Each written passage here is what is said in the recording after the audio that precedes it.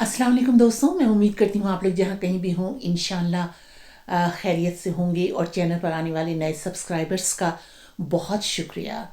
दोस्तों, आज जो मेरा मौजू है इसके बारे में आप लोग बहुत ज़्यादा मुख्तलिफ चैनल्स पर और सोशल मीडिया पर सुन भी रहे होंगे कि पाकिस्तान में दो सूबाई असम्बलियाँ, पंजाब असम्बली और खैबर पख्तूनख्वा की असम्बली तोड़ी जा चुकी है।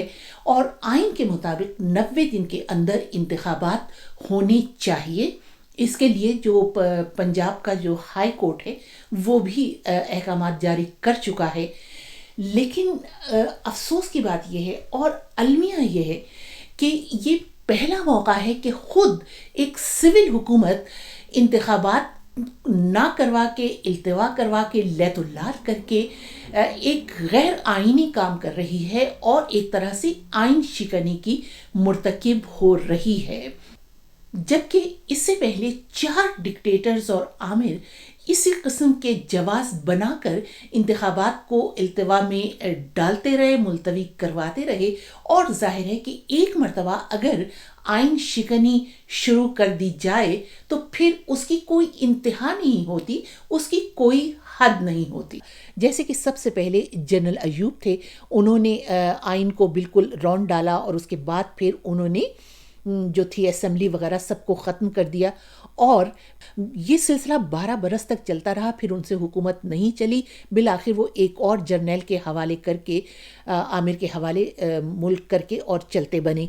उन्होंने जनरल याहिया के ज़माने में उन्होंने खैर इंतखाबात तो करवा दिए बराह रास्त हक़ राय दही की बुनियाद पर। पहले इंतखाबात पाकिस्तान में सन 70 में हुए, लेकिन बदकिस्मती से, और ये अलमिया है और एक तरह से तारीख़ी अलमिया है कि मुल्क 2 टुकड़े हो गया।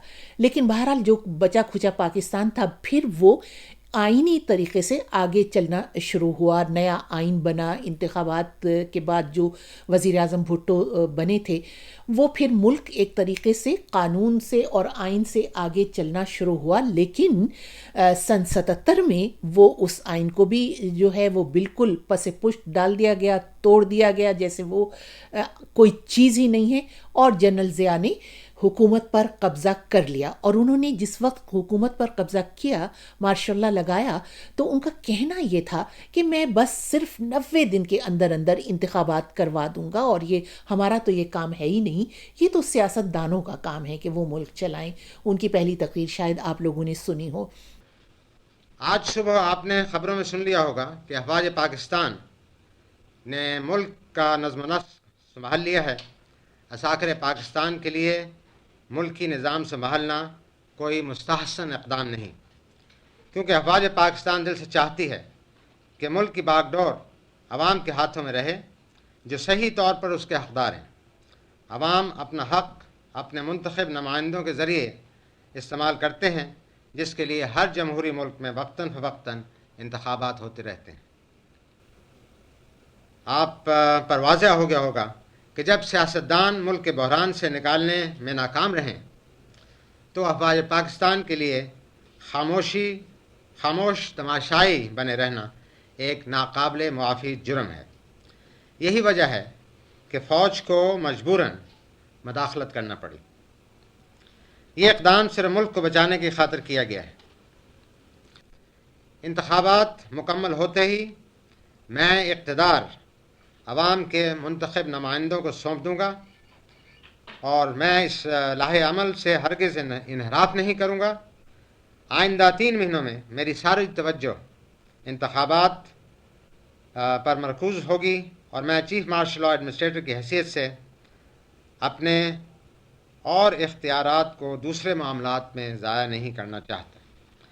लेकिन वो 90 दिन जो थे वो 9 बरस बन गए और उनको बिल आखिर एक इंतखाबात करवाने पड़े, लेकिन वो भी गैर जमाती बुनियादों पर, जो आइन शिकनी थी, क्योंकि आइन में इसकी कोई गुंजाइश नहीं थी। लेकिन उन्होंने अपनी मर्ज़ी से गैर जमाती बुनियादों पर इंतखाबात करवाए। जैसे कि मैंने कहा कि एक मरतबा जब आप आइन को तोड़ते हैं, आइन शिकनी करते हैं, तो फिर वो بڑھتی چلی جاتی ہے۔ پھر جنرل مشرف نے نواز شریف کو برطرف کر کے حکومت کو، ایک سول حکومت کو برطرف کر کے، اور ایک مرتبہ پھر اقتدار پر قبضہ کر لیا، اور اس کے بعد انہوں نے بھی یہی وعدہ کیا کہ بس میں بہت جلدی انتخابات کروا کے اور حکومت جو ہے وہ سویلینز کے حوالے کر دوں گا۔ لیکن پھر 9 برس تک وہ ملک کو آئین کے حساب سے نہیں بلکہ اپنا کوئی حکمت عملی اور اپنے طریقہ کار کے مطابق چلانے کی کوشش کرتے رہے۔ لیکن بہرحال پھر 2008 میں ان کو جانا پڑا، اور پھر جب اپنی ریٹائرمنٹ کے بعد وہ اپنی یونیفارم اتار کر انہوں نے سیاست میں آنا چاہا تو اس وقت تک وہ بہت زیادہ متنازع شخصیت بن چکے تھے اور ان کے خلاف مقدمات بھی قائم ہو چکے تھے، کیونکہ ظاہر ہے کہ ملک کا آئین انہوں نے ایک مرتبہ نہیں بلکہ 2 مرتبہ توڑا تھا۔ تو میں تو بلکہ یہ کہتی ہوں کہ اس آئین شکنی کی وجہ سے جنرل مشرف جیسا ایک انسان جس میں اچھے سیاستدان بننے کے خوبیاں موجود تھیں وہ ضائع ہو گئے۔ اور آخر میں بس مجھے پی ڈی ایم سے یہ کہنا ہے کہ اگر اس نے بھی اسی طرح سے عوام کے ووٹوں اور عوام کی حمایت کے بجائے انتخابات سے بھاگنے کی کوشش کی، آئین شکنی کر کے حکومت میں رہنے کی کوشش کی، تو ان کا بھی حشر بالکل یہ جو سابقہ 4 ڈکٹیٹر ہیں عامر ہیں ان سے مختلف نہیں ہوگا۔ اور پی ڈی ایم کو یہ بھی یاد رکھنا ہوگا کہ تاریخ بہت ظالم ہوتی ہے، سچ اور جھوٹ کو بالکل الگ الگ کر دیتی ہے۔ تو اب آپ کو ایک جمہوری قوت بن کے تاریخ میں رہنا ہے یا آمروں اور ڈکٹیٹروں کی فہرست میں اپنا نام لکھوانا ہے، یہ فیصلہ اب آپ کے ہاتھ میں ہے۔ اجازت دیجیے، خدا حافظ۔